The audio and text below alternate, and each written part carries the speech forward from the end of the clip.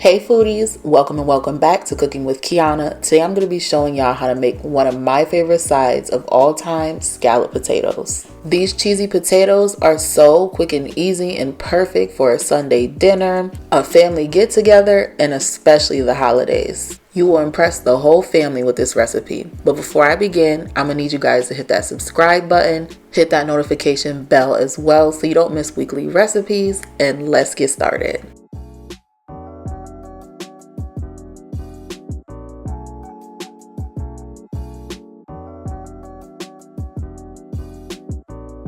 So first things first, you're going to start off with about 4 to 5 large russet potatoes. As you can see, I'm using about 5 to 6, but that's just because I'm using the smaller potatoes. You're going to go ahead and peel all of your potatoes. After your potatoes are peeled, go ahead and rinse them off with some cold water.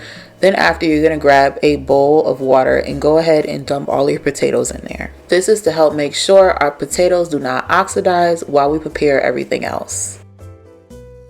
In the meantime, you're going to go ahead and grab one medium-sized onion and you're going to slice them into very, very thin slices.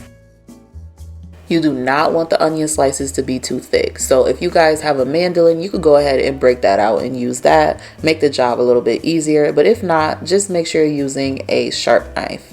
That's going to make it easier for you to get the nice thin slices that you need. So now that we got everything all prepared, we can go ahead and get started on our cheese sauce. So go ahead and add 3 tablespoons of salted butter into your skillet, and you're going to go ahead and stir that around until that melts. You want to make sure your stove is on a medium to low heat so you do not burn the butter. However, you do want to get it nice and brown. Doing this is going to help enhance the flavor of the cheese sauce. You're going to go ahead and follow that up with about 3 tablespoons of all-purpose flour. Go ahead and give that a good stir until the flour absorbs into that butter.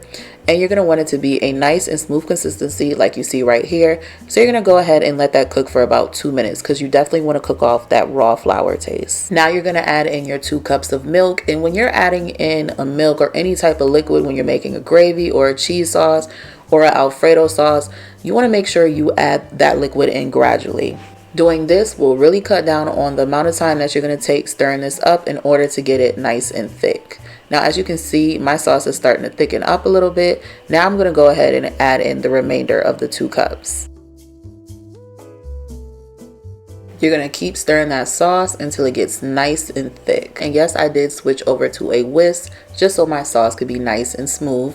Now you're going to add in a tablespoon of minced garlic, and you want to make sure you guys are using fresh garlic. So that's going to be about 3 cloves, and you want to chop them up so they're nice and minced. Once your sauce is thick and smooth, it is time to add in the seasoning. You're going to add in about a tablespoon of creole seasoning, 2 teaspoons of garlic powder, a teaspoon of black pepper, and 1/4 of a teaspoon of cayenne pepper. And y'all, do not skip the cayenne pepper. Trust me, it's not going to make this spicy, but it is definitely going to wake up the flavor in this cheese sauce. So you're going to go ahead and give that a good stir until all of those spices have dissolved. Just go ahead and give that a good stir. Let all those seasonings just marry into each other. And now it's time to add in the cheeses. I'm going in with 1 cup of sharp cheddar shredded cheese. And at this point, you can go ahead and turn your stove on low, or you can go ahead and turn it off completely.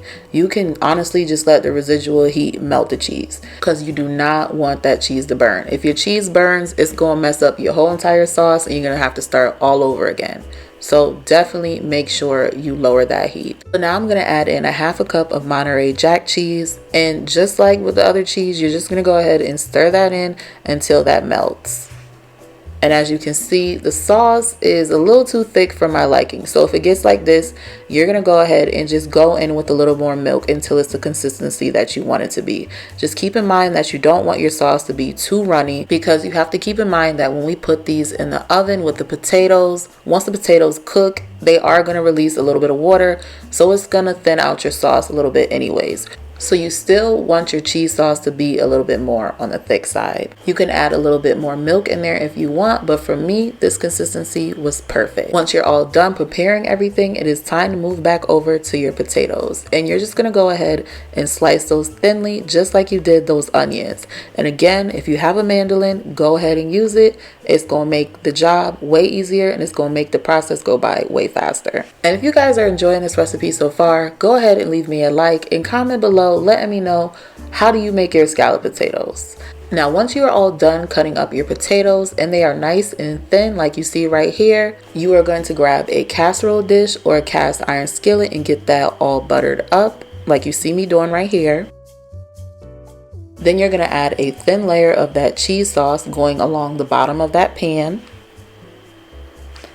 So go ahead and add that layer and make sure you spread it out so it's nice and even.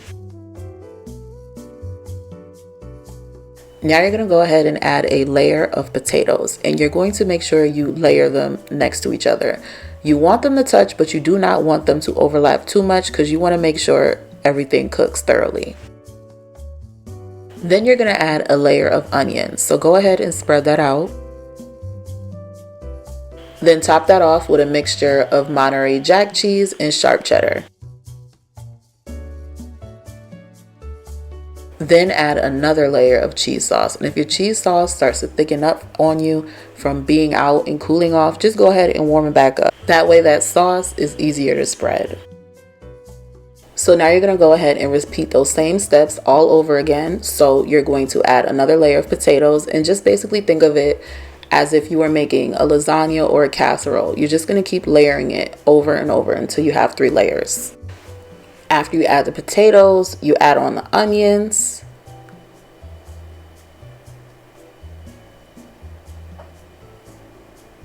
Then follow that up by adding in the mixture of cheddar cheese and Monterey Jack cheese. And then you top it all off with that cheese sauce.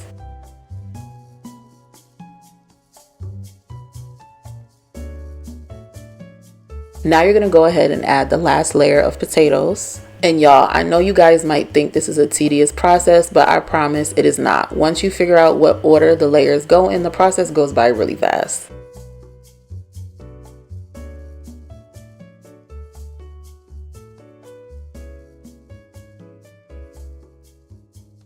After you're done adding on that last layer of potatoes, you're going to go ahead and add the remainder of the cheddar cheese sauce.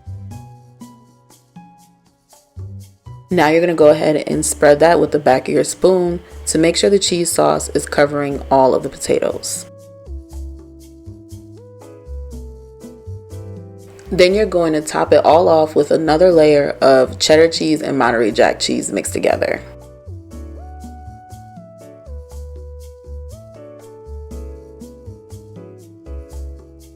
And lastly, you're going to sprinkle a little bit of paprika on top. You can use smoked paprika or you can just use the regular paprika. It's really just for color.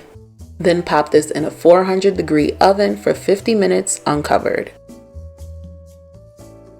And once it comes out the oven, guys, and it's nice and brown and bubbly like you see right here, you're going to go ahead and add a little bit of fresh parsley on top. You really don't have to add it. It's just going to make it look better. But if you don't want to add it, you don't have to.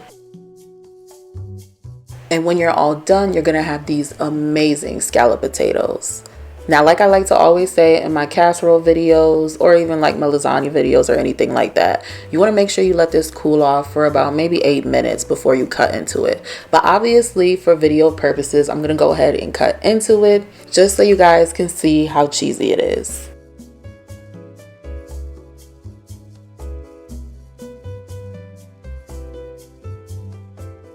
And man, just look at that cheese pool. This recipe was absolutely delicious. That is why I have left the full recipe in the description box below, so you guys can make this at home, make this for Sunday dinner, make this for the holidays, make this for any occasion. I know you and your family will definitely enjoy this. Thanks for watching, and I will see you guys in the next one.